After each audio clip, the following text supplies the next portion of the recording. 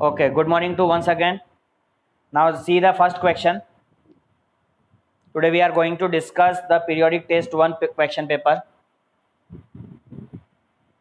So first question था, if the two positive integers p and q can be expressed as p.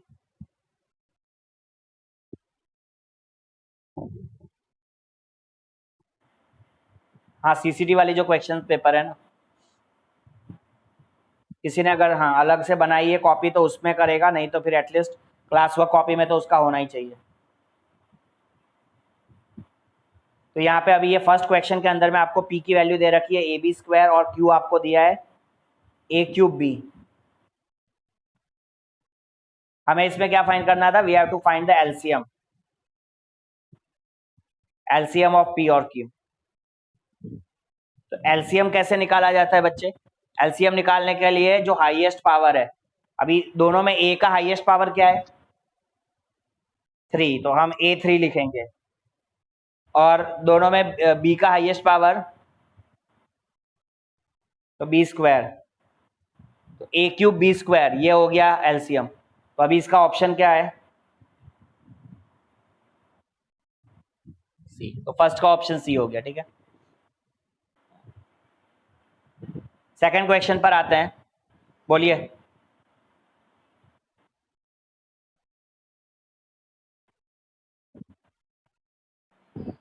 ठीक है। Question number 2, the number of zeros of the polynomial y is equal to px from the graph is. यहाँ पे कितने zeros होंगे? Zeros पता करने होते हैं तो क्या सिखाया था? जैसे इस फिगर में आप देख, हाँ इस फिगर,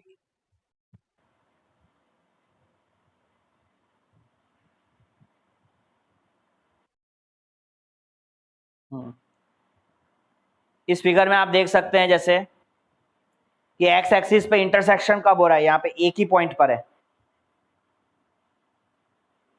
ना, इस फिगर पे। तो फिगर में अगर एक्स, हाँ एक्स एक्सिस पे जब एक ही पॉइंट पे इंटरसेक्शन है तो हम इसका एक ही जीरो होगा। सो ऑप्शन बी है।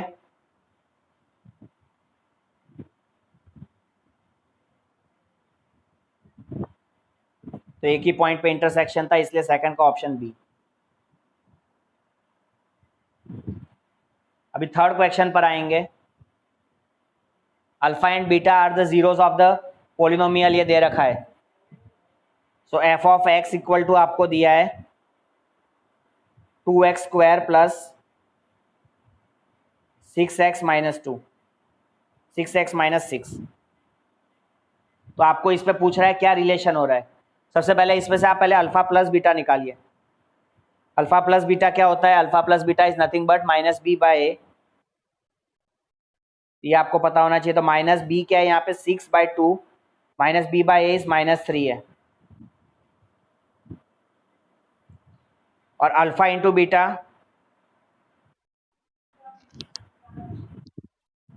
सी बाय ए, सी क्या है बच्चे मेरे? -6/2 है, तो -3 है। तो आप देख सकते हैं ये दोनों आपके लिए दोनों इक्वल है। दैट्स वाई ऑप्शन यहाँ पे कौन सा हो रहा है? Alpha plus beta is equal to alpha beta.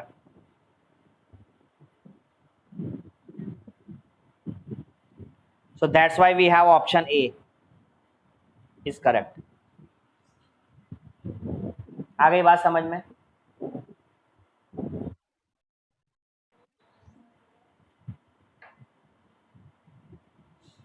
चलिए फोर्थ क्वेश्चन पर आएंगे। फोर्थ क्वेश्चन में आपको kx minus Y equal to 2 था और दूसरा था आपका 6x minus 2y equal to 3 for which solution? No solution. बेटा नो सॉल्यूशन अगर निकालना होता है तो कंडीशन आपको सिखाई हुई है, बताई हुई है बाय A2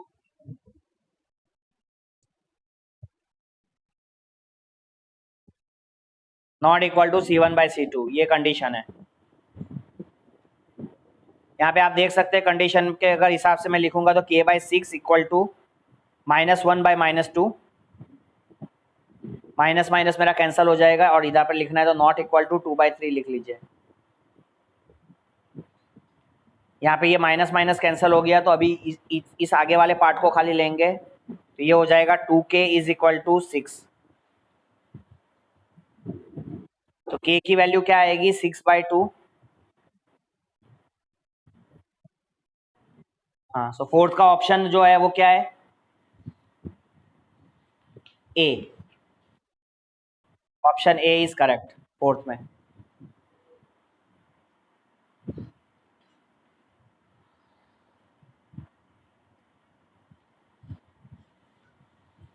फिफ्थ क्वेश्चन पर आते हैं। The graphical representation of this equation, ये जो दिया था, x plus 2y minus 4 equal to 0, और ये जो दूसरी इक्वेशन है 2x plus 4y minus 12 equal to 0। सबसे पहले पता करो कि ये इसमें कौन से सॉल्यूशंस है। तो पहले सबके रेशियोज निकालोगे तो a1/a2 क्या आएगा 1/2, b1/b2 भी आपको क्या मिल रहा है 2/4, c1/c2 में क्या आ रहा है -4/12 -1/3। तो यहाँ पे जो कंडीशंस है वो आपकी है a1/a2 equal to b1/b2 not equal to c1/c2 है। तो ये जो कंडीशन है ये क्या है हमारे लिए, नो सॉल्यूशन है। क्या है, नो सॉल्यूशन। अब नो सॉल्यूशन में लाइन कैसी होती है, मैंने आपको बताई थी, हमारे पे पैरेलल लाइंस होती है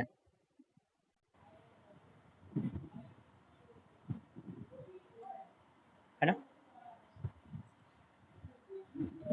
तो ग्राफिकल रिप्रेजेंटेशन में पैरेलल लाइंस आती है, गॉट इट।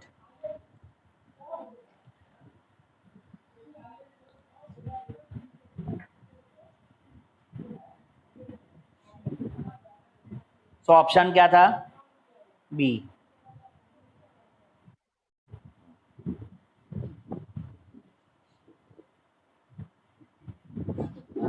सिक्स क्वेश्चन में आइए, एलसीएम ऑफ 60, 84 एंड 108 का आपको एलसीएम निकालना है।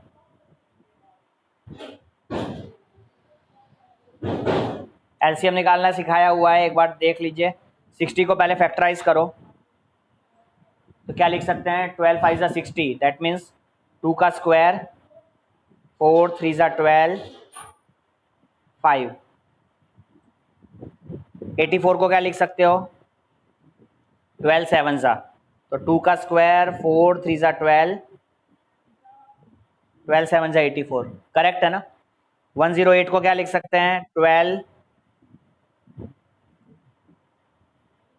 9 ज़ा होता है 108, तो 9 ज़ा होगा तो दैट मीन्स और 3 स्क्वायर आएगा, दैट मीन्स ये हो जाएगा 3 स्क्वायर इंटू 3 3 क्यूब। सही है।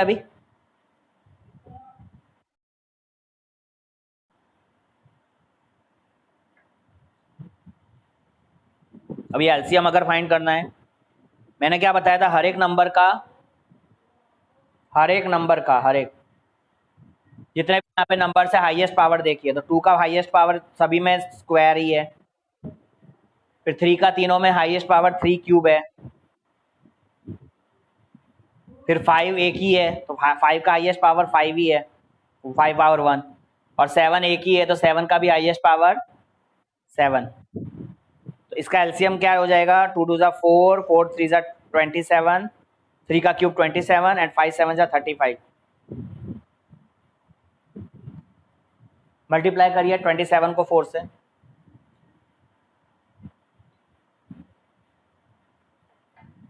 बताइए भाई 27 4 सा कितना आ रहा है 108। अब 108 और 35 मल्टीप्लाई करेंगे तो हमें कितना आंसर मिलेगा 3780।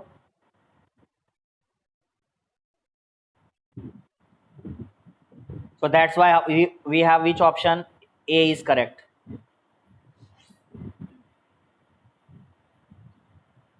Option A is correct.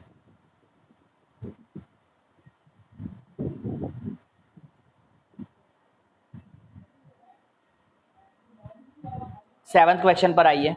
Prime factorisation of 13915।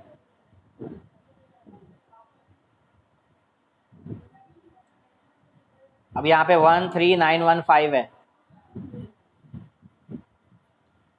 इसको प्राइम फैक्टराइजेशन करना है। 5 से पहले डिवाइड करते हैं बेटा, 5 से आप डिवाइड करो। आप मुझे बताओ 5 से डिवाइड किया तो कितना आ रहा है?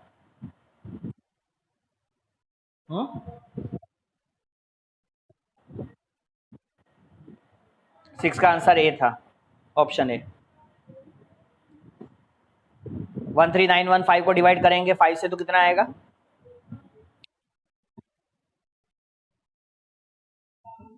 2783। 2783 को अगेन 3 से तो डिवाइड होगा नहीं, ये 11 से डिवाइड हो रहा है, 11 से, है ना, क्योंकि हाँ 11 से का डिविजिबल है, तो 11 से डिवाइड कर। 253 अगेन ये 11 से डिवाइड हो रहा है। 23 1। सो अभी इसका प्राइम फैक्टराइजेशन क्या हो रहा है? 5 multiply 11 square multiply 23। Option C. आ गई बात समझ में? 7th।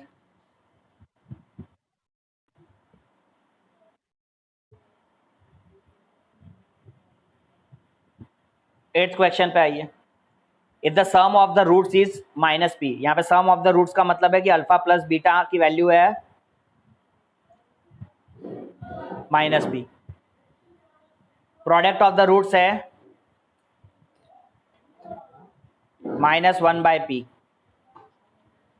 अब हमें क्या फॉर्मूला क्रिएट करना है? We have to create a quadratic polynomial. Quadratic polynomial form करने का क्या तरीका बताया? X square minus sum of the zeros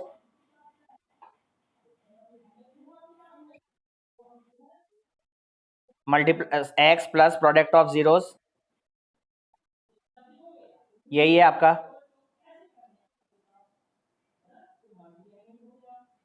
सो यहाँ पे ये X square minus sum of the zeros है हमारा अल्फा प्लस बीटा एक्स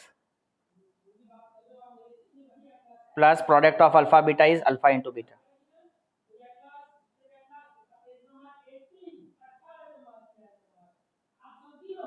ये हो जाएगा x square minus sum of the zeros को हम क्या लिखेंगे? माइनस पी एक्स प्लस यहाँ पे हो जाएगा ये -1/p। इस ऑप्शन को ब्रैकेट ओपन करोगे तो अभी क्या आएगा? X square minus minus plus P x -1/p। तो यहाँ पे ये ऑप्शन कहाँ पर है? और के अगर हमने इसलिए लगा दिया कि के सपोज कोई आगे कांस्टेंट टर्म है यहाँ पे, क्योंकि हम एलसीएम वगैरह जब आगे ले तो उससे अच्छा, इसलिए के टर्म्स में लिखा। तो यहाँ पे ये ऑप्शन कौन सा हो रहा है? सी।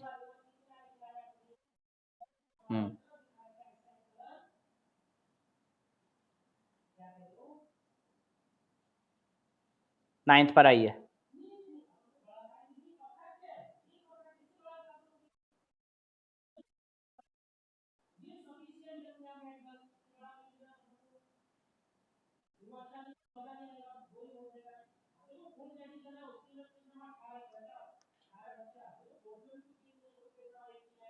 फिर सिस्टमेटिक आप रिकॉर्डिंग से एक बार कर लीजिएगा बच्चे,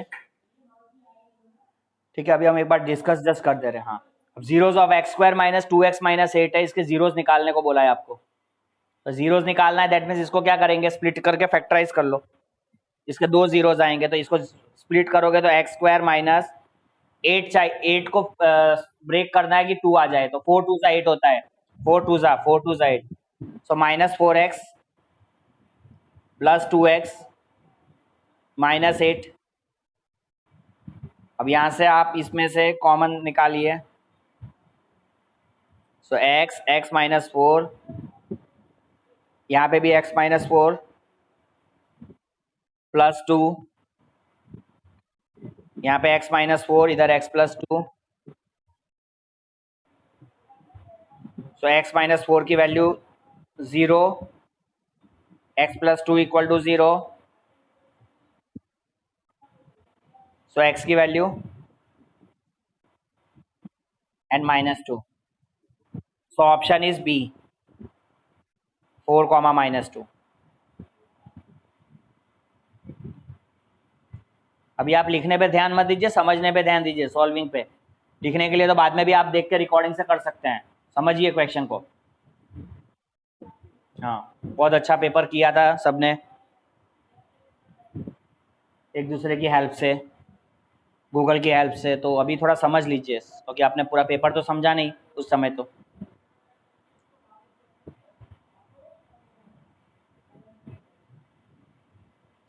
10th क्वेश्चन पे अगर हम आते हैं तो इसकी जो डिग्री हमें निकालनी है इस पोलिनोमियल की, x power 4 minus x square plus 2। यहाँ पे अगर इसकी डिग्री निकालनी है, डिग्री मतलब क्या है कि हाईएस्ट पावर। इस पोलिनोमियल में हाईएस्ट पावर कितना है? अब ये छोटा बच्चों जैसा क्वेश्चन है, तो यहाँ पे हाईएस्ट पावर 4 है। तो अभिनव इसकी डिग्री कितनी होगी बेटा? अभिनव, इसकी डिग्री कितनी हुई अभिनव? तो हाईएस्ट पावर 4 है तो डिग्री हो जाएगी 4।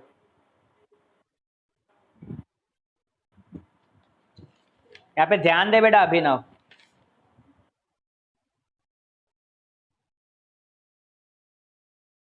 हाँ, 11th पर आइए,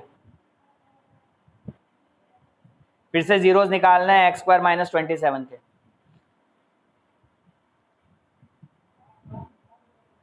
तो इसको आप क्या कर सकते हैं, इसको A square minus B square के फॉर्म में करके लिख सकते हैं। A square minus B square,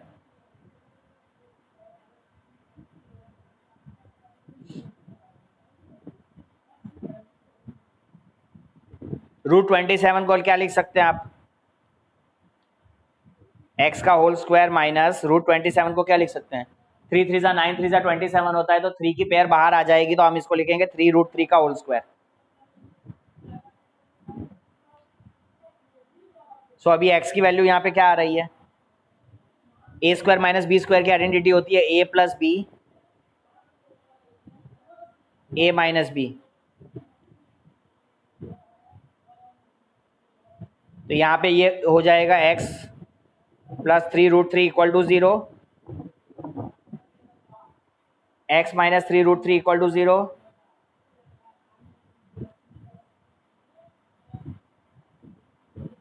तो x की वैल्यू आएगी -3 रूट 3, और यहाँ पे x की वैल्यू आएगी, आपको मिलेगा 3 रूट 3 प्लस 3 रूट 3।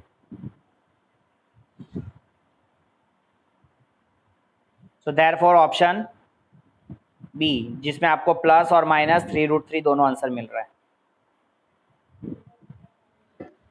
आ गई बात समझ में?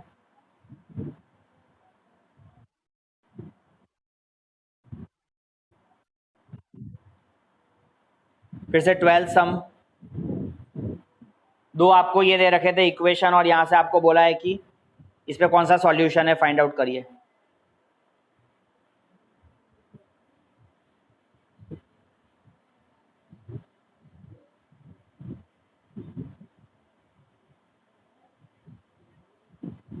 सभी का रेशियो निकालोगे जैसे निकालते हैं, a1/a2 9/18, b1/b2 3/6, c1/c2 12/26।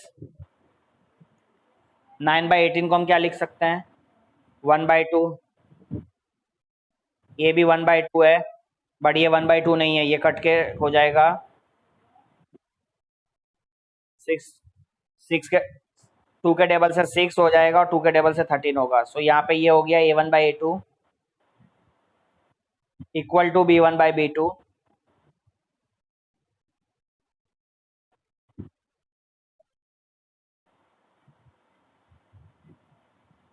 So it is a condition of no solution,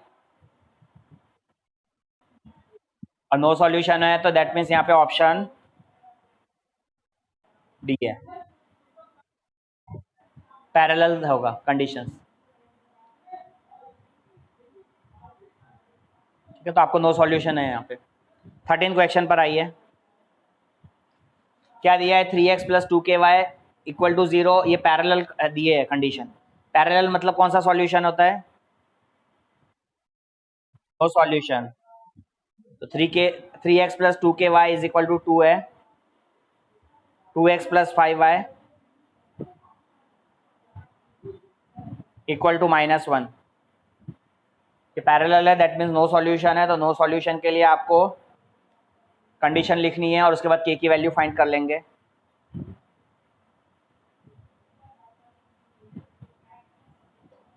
no solution के लिए नॉट इक्वल टू C1/C2, तो यहाँ पे हमारी वैल्यू आएगी 3/2 equal to 2k/5,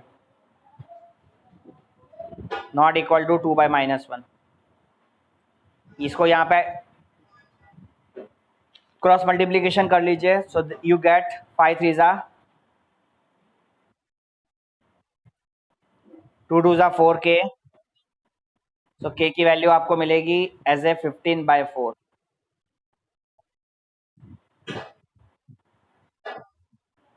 so you get it as option B.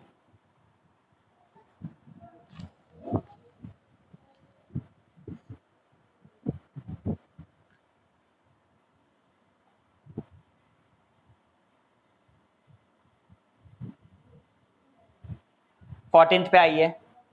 The solution of the equation x minus 5 is equal to 2। इसके सॉल्यूशन निकालने थे, बहुत ही ईजी था। x plus Y equal to 4। क्या होगा इसका सॉल्यूशन निकालना है तो सीधी सीधी बात है, ये प्लस माइनस कैंसिल होगा, it become 2x equal to 4 2 ज़ा 4 प्लस 2 6। तो x की वैल्यू 6/2, x की वैल्यू 3 मिलेगी। फर्स्ट इक्वेशन में पुट कर दोगे तो x minus Y equal to 2 है, 3 minus Y is equal to 2। 2 को लेफ्ट साइड में लेकर आएंगे तो 3 minus 2 is 1 equal to y। So option is A. तो 14 का ऑप्शन ए है।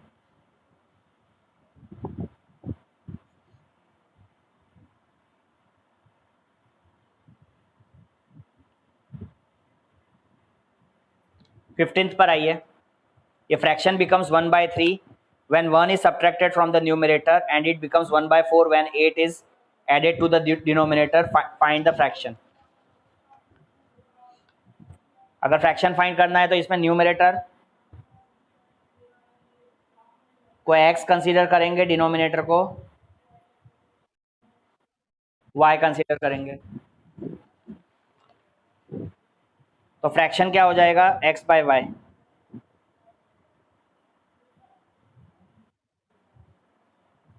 अभी क्या बोल रहे हैं इसमें? When 1 is subtracted from the numerator, तो 1 को सब्ट्रैक्ट करो न्यूमरेटर में से।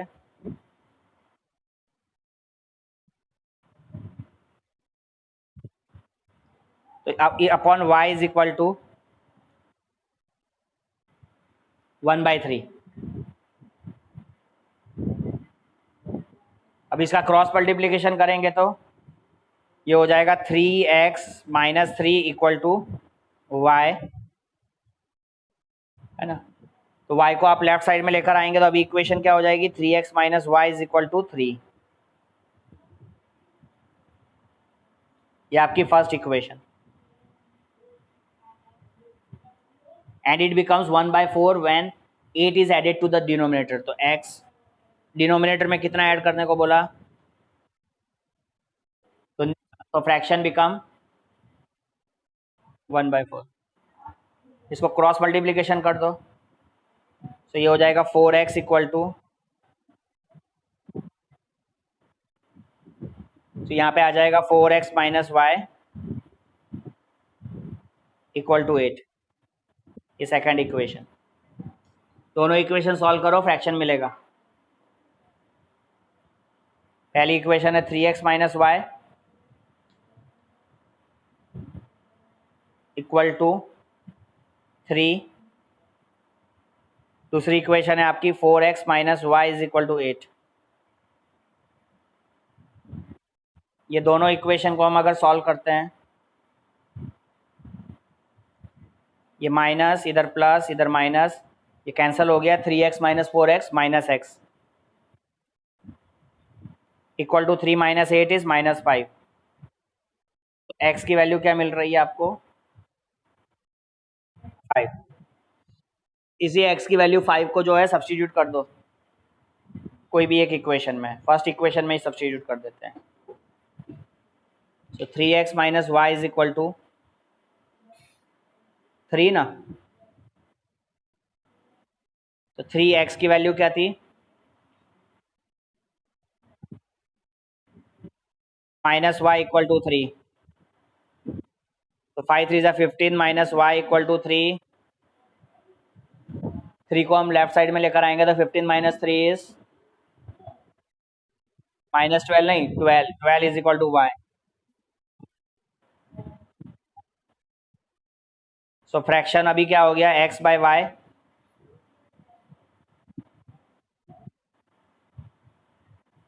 सो x की वैल्यू थी आपकी 5 और y की वैल्यू 12, तो fraction is 5 by 12 and that option is C.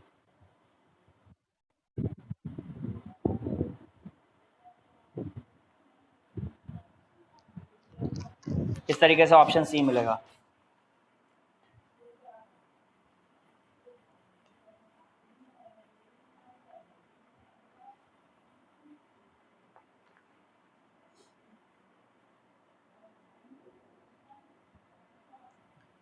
Sixteenth question पर आते हैं।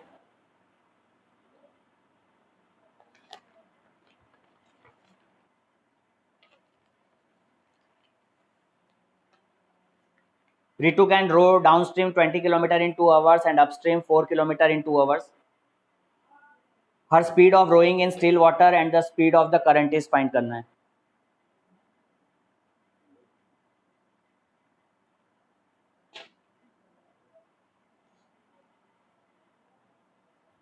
The speed of rowing in still water is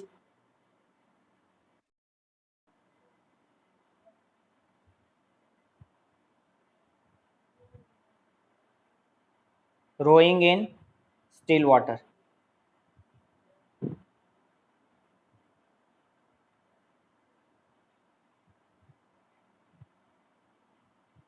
and speed of current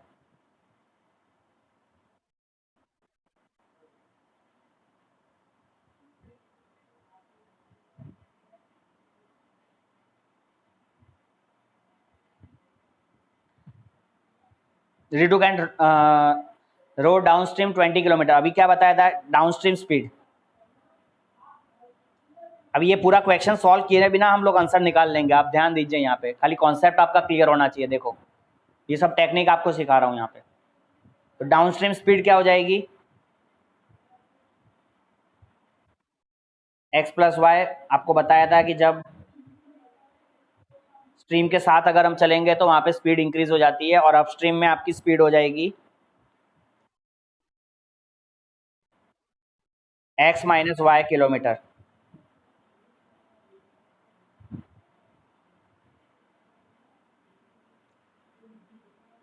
अभी क्या हो गया? Ritu can row downstream 20 kilometre in 2 hours. तो जब डाउनस्ट्रीम में स्पीड टाइम दिया है 2 आवर्स, दैट मीन्स टाइम क्या होता है? Time is nothing but distance upon speed. तो यहाँ पे टाइम आपको कितना दिया है बच्चे?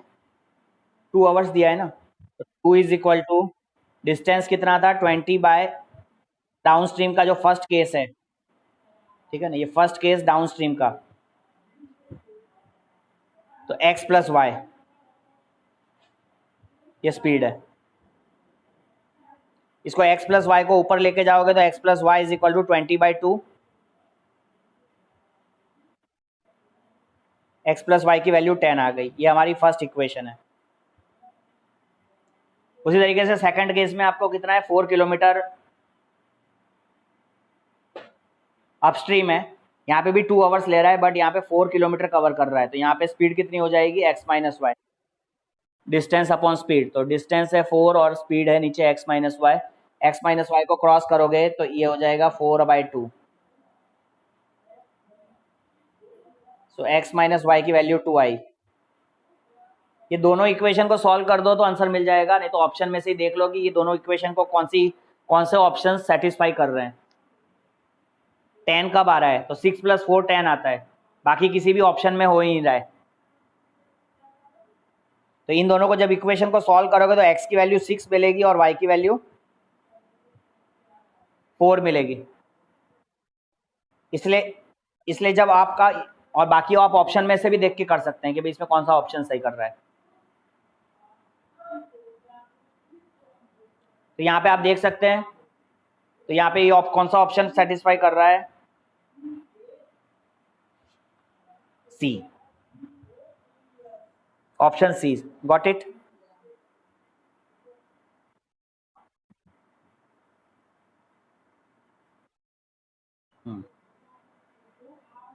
इसीलिए 6 जो है वो स्पीड है उसकी रोइंग इन स्टिल वाटर, और करंट की स्पीड हो जाएगी 4 किलोमीटर पर आवर।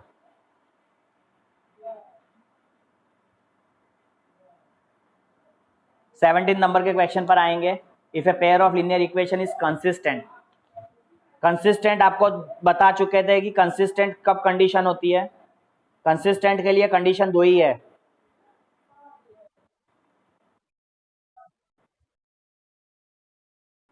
वो सब ठीक है। यूनिक सॉल्यूशन, पहले सॉल्यूशन के हिसाब से याद रखा करो। Unique solution and infinite many solution में कंसिस्टेंट होता है,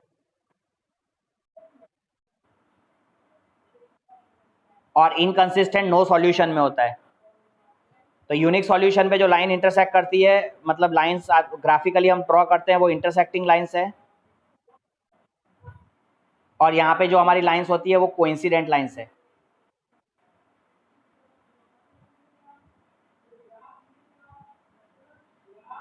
सो देयरफॉर यहाँ पे जो ऑप्शन होगा ये कंसिस्टेंट में डी होगा, कि intersecting and coincident lines.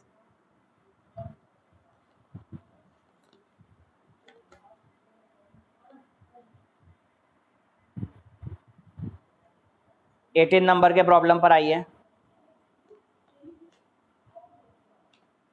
The largest number that divide 70 and 125। 70 और 125 को कौन सा लार्जेस्ट नंबर डिवाइड करेगा, और जब डिवाइड करेगा तो वो रिमाइंडर 5 एंड 8 लीव करता है। अब अगर ये ऑप्शनल क्वेश्चंस आते हैं, इसको मेथड से करते हैं तो अच्छी बात है, नहीं करते हैं तो कम से कम ऑप्शन देख के भी कोई बता देगा, छोटा बच्चा भी पढ़ेगा। तो इसमें रिमाइंडर कितना लीव कर रहा है,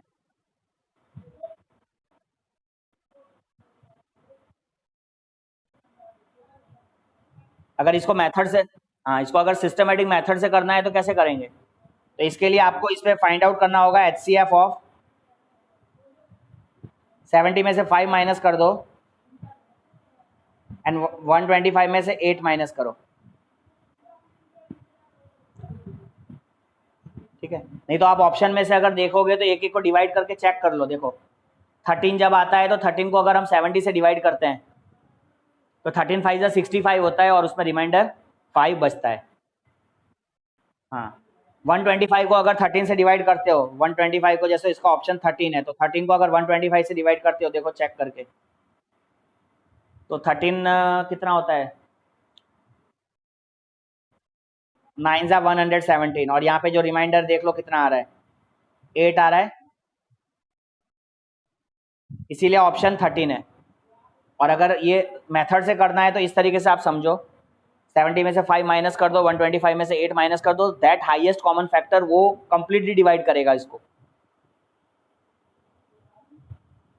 किसको कंप्लीट डिवाइड करेगा, मतलब इसका 65 और 125 माइनस 8 मतलब 117 को कौन एग्जैक्टली डिवाइड कर रहा है, 13। तो HCF of 70 minus 15 is 65, 117। HCF निकालने का तरीका आप लोगों को सिखाया हुआ है। 65 को आप लिखेंगे 13 5 से 65, 117 को आप लिखेंगे 13 9 जा। तो दोनों के अंदर में कॉमन फैक्टर कौन है हमारे, तो इसका जो HCF आया वो 13 आया। तो 13 ही एक ऐसा लार्जेस्ट नंबर है जो अगर 70 को डिवाइड करेगा तो आपको रिमाइंडर 5 मिलेगा। 13 125 से अगर 13 डिवाइड करते हैं, एंड 125 को अगर 13 से डिवाइड करते हैं तो we get a remainder as 8। देखो अभी रविराज कितना एक्टिव हो गया, वेरी गुड रविराज।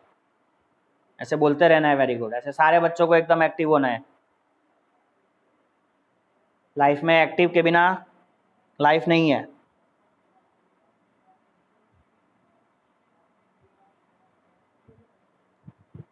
चलिए 19th क्वेश्चन पर आते हैं। x इक्वल टू ए और y इक्वल टू बी है।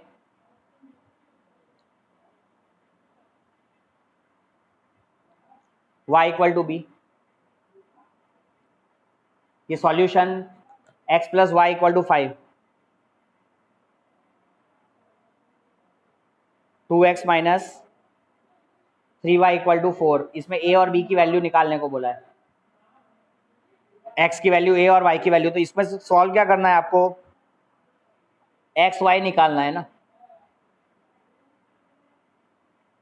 तो यहां से इसको अगर मल्टीप्लाई करता हूं तो मैं इसको यहाँ पे 3 से मल्टीप्लाई करता हूं, जिससे मेरा 3y और माइनस 3y कैंसिल हो जाए। तो अभी ये क्या हो गया बेटा, 3x plus 3y equal to 15। यहाँ पे आ गया 2x minus 3y is equal to 4। अब ये कैंसिल हो गया, 2 प्लस 3 5x इक्वल टू 19। तो x की वैल्यू क्या मिल रही है, अब ये 19/5 वाला ऑप्शन एक ही दिख रहा है। अब इसका y की निकालने की जरूरत नहीं होनी चाहिए। आपको ऑप्शन वाले क्वेश्चन को ऑप्शन के हिसाब से करो। भाई सॉल्व किया, x की वैल्यू 19/5 मिली, कौन सा ऑप्शन है, डी ऑप्शन है। हाँ, तो डी ऑप्शन हो गया ना। तो यहाँ पे x की वैल्यू आपको 19/5 मिलेगी और y की वैल्यू जो मिलेगी वो 6/5 मिलेगी जब आप वैल्यू सब्स्टिट्यूट करोगे। तो ऑप्शन को फटाफट x की एक की वैल्यू निकल गई, आप ऑप्शन में देख लो, सभी 19/5 दिया होता है x में, तो फिर हम y निकालते हैं। तब हम y निकालते हैं। समझ में आ रही है बात।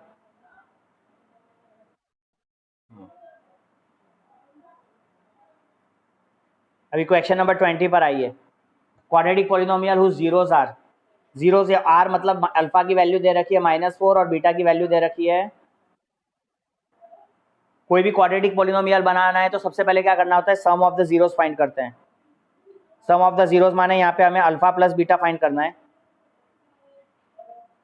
अल्फा प्लस बीटा की वैल्यू क्या है, -4 -5। -4 -5 इज -9, -9। अल्फा इंटू बीटा की वैल्यू -4 मल्टीप्लाई -5 20। हाँ हो गया। अभी यहाँ के अंदर में देख लीजिए, यहाँ पे हमें इसका जो अगर पोलिनोमियल निकालना है तो पोलिनोमियल को कैसे लिखते हैं, तो P of x equal to, मैंने आपको सिखाया था, x square minus sum of the zeros x plus product of zeros. So x square minus sum of the zeros क्या मिला मुझे,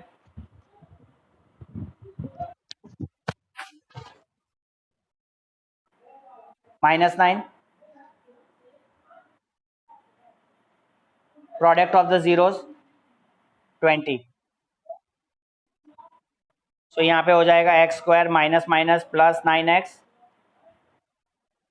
प्लस 20। अब ये ऑप्शन